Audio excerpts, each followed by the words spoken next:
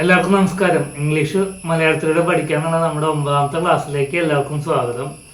അപ്പോൾ ഇന്നലെ നമ്മൾ സിമ്പിൾ പ്രസൻറ്റ് പഠിച്ചു, അതുപോലെ തന്നെ സിമ്പിൾ പാസ്റ്റും മിനിഞ്ഞാന്ന് പഠിച്ചു. പക്ഷേ ഇതിൽ രണ്ടിലും കുറച്ചും കൂടി ബാക്കിയുണ്ട്. അത് ഇനി വരുന്ന 2-3 ക്ലാസ് കഴിഞ്ഞ ശേഷം എടുക്കുള്ളൂ. കാരണം ഇതിൻ്റെ ബാക്കി ഭാഗങ്ങൾ നിങ്ങൾ അവിടെ പഠിച്ചാലാണ് അത് മുഴുവനാവുള്ളൂ. അപ്പോൾ ഇന്ന് നമ്മൾ പഠിക്കാൻ പോകുന്ന കുറച്ച് വേർഡുകളാണ്, അതിൻ്റെ അർത്ഥങ്ങളും പഠിക്കുന്നുണ്ട്. ആദ്യം പഠിക്കാൻ പോകുന്ന വേർഡ് ഡു എന്നാണ്. ഡു എന്ന് വെച്ച് കഴിഞ്ഞാൽ DO, ചെയ്യുക എന്നാണ് അതിൻ്റെ അർത്ഥം വരുന്നത്. ഡു ചെയ്യുക എന്നാണ് അർത്ഥം വരുന്നത്. അതുപോലെ തന്നെ ഡസ്, DOES, ഡസ് എന്ന വാക്കിൻ്റെയും അർത്ഥം ചെയ്യുക എന്നാണ്. DOES, does. നമ്മൾ പറഞ്ഞിരുന്നു സിമ്പിൾ പ്രസൻറ്റിൽ വാക്കുകൾ പ്ലൂരലാണെങ്കിൽ, അതായത് സബ്ജക്റ്റ് പ്ലൂരലാണെങ്കിൽ ES ചേർക്കുന്നത്. അപ്പോൾ ഡൂവിൻ്റെ കൂടെ ES ചേർത്താണ് ഡസ്, ഡൂവിൻ്റെ കൂടെ ES ചേർത്തിട്ടാണ് ഡസ് വന്നിട്ടുള്ളത്. അപ്പോൾ അതൊന്ന് ശ്രദ്ധിക്കണം. ഡു എന്ന് പറഞ്ഞാലും ഡസ് എന്ന് പറഞ്ഞാലും ചെയ്യുക അല്ലെങ്കിൽ ചെയ്യുന്നു.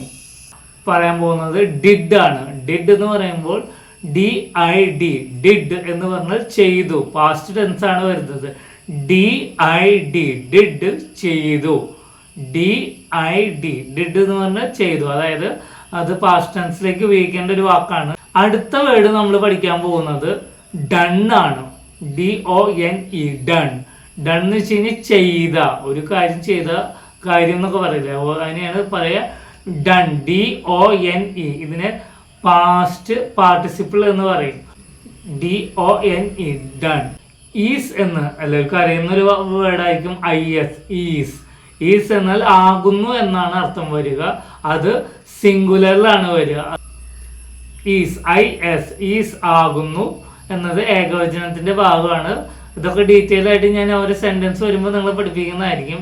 ഇപ്പോൾ ഉദാഹരണത്തിന് ദ കാറ്റ് ഈസ് വാക്കിംഗ്, പൂച്ച നടന്നുകൊണ്ടിരിക്കുന്നു. ARE, ആർ എന്ന് പറഞ്ഞാലും ആകുന്നു എന്ന് തന്നെയാണ് അർത്ഥം. അത് ബഹുവചനത്തിലാണ് വരിക. അതുപോലെ വി ആർ വാക്കിംഗ്, നമ്മൾ നടന്നുകൊണ്ടിരിക്കുന്നു. നമ്മൾ എന്ന് പറയുമ്പോൾ ബഹുവചനായി. അല്ലെങ്കിൽ യു ആർ വാക്കിംഗ്, നിങ്ങൾ നടന്നുകൊണ്ടിരിക്കുന്നു. അങ്ങനെ AM എന്ന് വെച്ചാലും ആം എന്ന വാക്കിന്റെ അർത്ഥം ആകുന്നു എന്ന് തന്നെയാണ്. ആം എന്ന് വെച്ചാലും ആകുന്നു എന്ന് തന്നെയാണ് അർത്ഥം. ഈസ് എന്ന് വരുന്നത് ഏകവചനത്തിലും ആർ എന്ന് പറഞ്ഞത് ബഹുവചനത്തിലുമാണ്.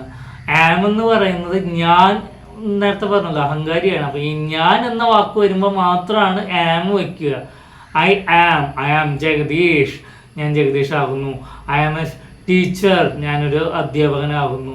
ആ അർത്ഥം വരുന്നതിലാണ് ആം എന്ന വാക്ക് ഉപയോഗിക്കുക, AM. ഓക്കെ, ഇത്രയും ക്ലിയർ ആയെന്ന് വിചാരിക്കുന്നു. അടുത്തത് നമുക്ക് എല്ലാവരും ഉപയോഗിക്കുന്ന ഒരു വാക്കാണ്. അതിൻ്റെ 2 രൂപത്തിലുള്ള കാര്യങ്ങൾ ഞാൻ പറയുന്നുണ്ട്.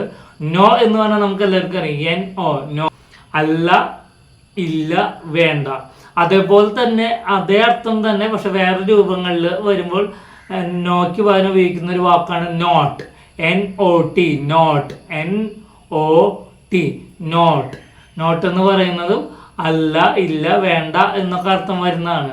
ഇത് അടുത്ത ദിവസങ്ങളിൽ നമ്മൾ സെൻറ്റൻസുകളായിട്ട് പഠിപ്പിച്ചു തരും. ആ സമയത്ത് കൃത്യമായിട്ട് നിങ്ങളിത് ഓർത്ത് വയ്ക്കണം. ഇത് പറ്റുന്നവർ എഴുതി പഠിക്കുക, അതുപോലെ തന്നെ വായിച്ചു പഠിക്കുക. ഞാൻ ഇന്നലെ പറഞ്ഞ ഹോംവർക്ക് ആരും ചെയ്തിട്ടില്ല. ഓരോ വാക്കുകളുടെയും പ്രസൻറ്റ് ടെൻസും അതിൻ്റെ തന്നെ പാസ്റ്റ് ടെൻസും കണ്ടെത്താൻ പറഞ്ഞു, പക്ഷെ അതാരും ചെയ്തു തന്നിട്ടില്ല. നിങ്ങളുടെ എന്താ പറയുക, പാർട്ടിസിപ്പേഷൻ കുറയും തോറും നമുക്ക് ഒരു വിഷമമുണ്ട്. അപ്പോൾ പരമാവധി ചെയ്യാൻ നോക്കുക.